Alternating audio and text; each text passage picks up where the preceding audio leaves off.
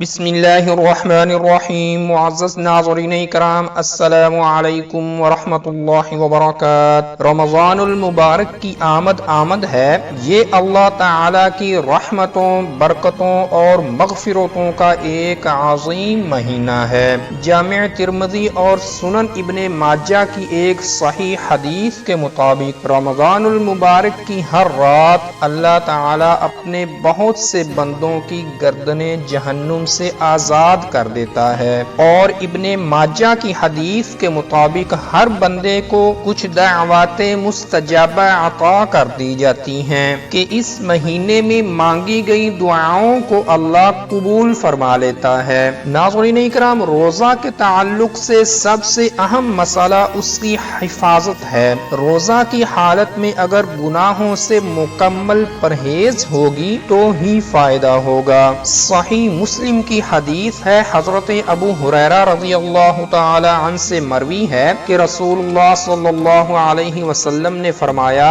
پانچوں نمازوں، ایک جمعہ سے دوسرے جمعہ تک اور ایک رمضان سے دوسرے رمضان تک کا وقفہ گناہوں کا کفارہ ہے، بشرطے کہ ان تینوں وقفوں میں انسان کبیرہ گناہوں سے بچتا رہے۔ صحیح بخاری میں رسول کریم صلی اللہ علیہ وسلم کا فرمان ہے، جو شخص روزے کی حالت میں قول زور یعنی خلاف شریعت بات یا عمل زور یعنی خلاف شریعت کام نہیں چھوڑتا تو اللہ تعالی کو اس کے بھوکا اور پیاسا رہنے کی کوئی ضرورت نہیں۔ صحیح بخاری ہی کی ایک اور حدیث میں رسول کریم کا ایک اور فرمان بھی ہے کہ روزہ گناہوں سے ڈھال ہے۔ جس دن تمہارا روزہ ہو کسی فسق و فجور کا ارتکاب نہ کرو، نہ ہی چیخو اور چلاؤ، حتیٰ کہ اگر کوئی شخص تمہیں گالی دے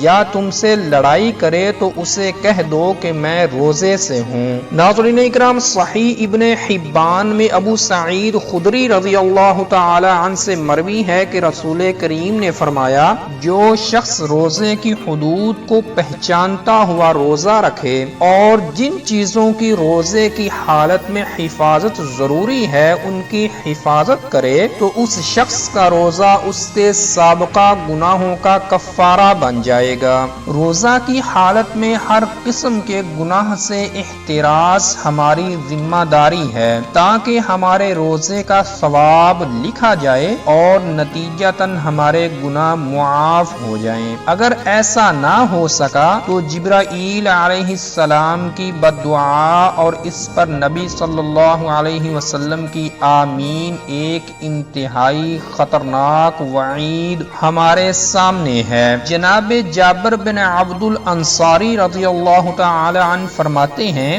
جب تم روزہ رکھو تو ضروری ہے کہ تمہارے کان، آنکھ اور زبان سب کا روزہ ہو، پڑوسیوں کو تکلیف نہ دو اور تم پر ایک خاص قسم کا سکون اور وقار ہو، اور تمہارے روزے اور بے روزے کا دن برابر نہ ہو۔ صحیح ابن حبان میں ہے کہ روزہ دار جب کسی کی غیبت کرتا ہے تو اس کے روزے میں ایک سوراخ پڑ جاتا ہے، اور اگر وہ توبہ کر لے تو اس کی توبہ اس سوراخ کو ختم کر دیتی ہے۔ معزز ناظرین، یہ ماہ صیام جس کا ہر لمحہ گناہوں کی بخشش کا باعث بن سکتا ہے، اگر ہم یوں ہی گزار دیں اس مبارک مہینے کو پا لینے کے باوجود جوں کہ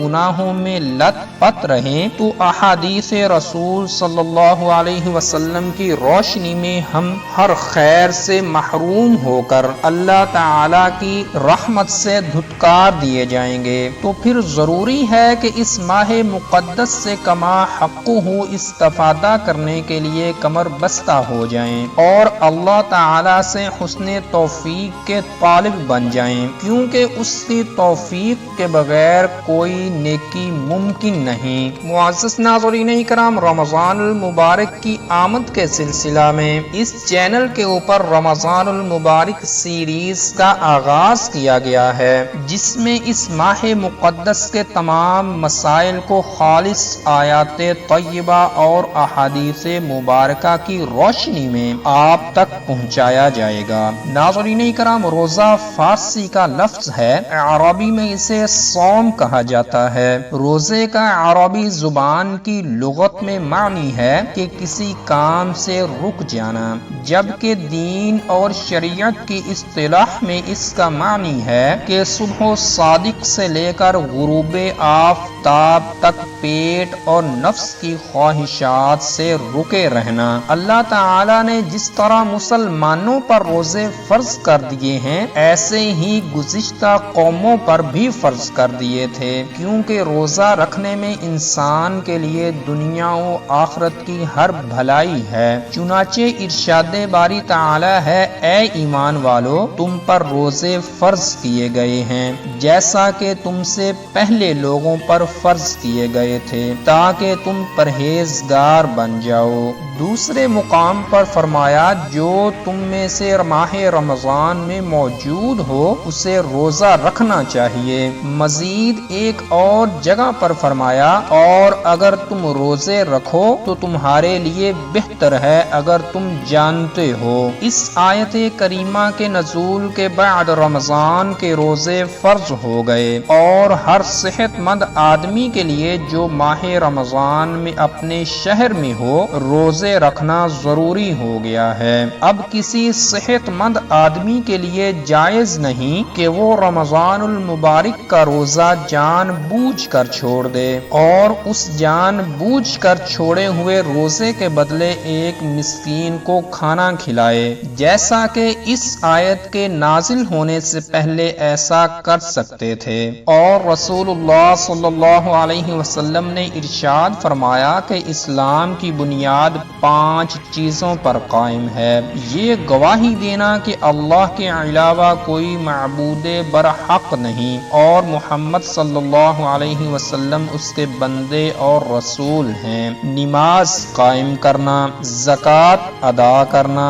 حج کرنا اور رمضان المبارک کے روزے رکھنا۔ ناظرین اکرام، حضرت ابی مالک رضی اللہ تعالی عنہ سے مروی ہے کہ نبی کریم نے ارشاد فرمایا، جنت میں ایک بالا خانہ ہے جس کا ظاہر باطن سے، باطن ظاہر سے نظر آتا ہے۔ یہ اللہ تعالی نے اس شخص کے لیے تیار کیا ہے جو لوگوں کو کھانا کھلائے، نرمی سے بات کرے، پے در پے روزے رکھے اور اس وقت نماز پڑھے جب لوگ سو رہے ہوں۔ سیدنا ابو ہریرہ سے مروی ہے کہ ایک دیہاتی صحابی نبی کریم کی خدمت میں حاضر ہوا اور عرض کیا کہ آج مجھے کوئی ایسا کام بتلائیے جس پر اگر میں ہمیشگی کروں تو جنت میں داخل ہو جاؤں۔ آپ نے ارشاد فرمایا کہ اللہ کی عبادت کر، اس کا شریک نہ ٹھہرا، فرض نماز قائم کر، فرض زکوٰۃ دے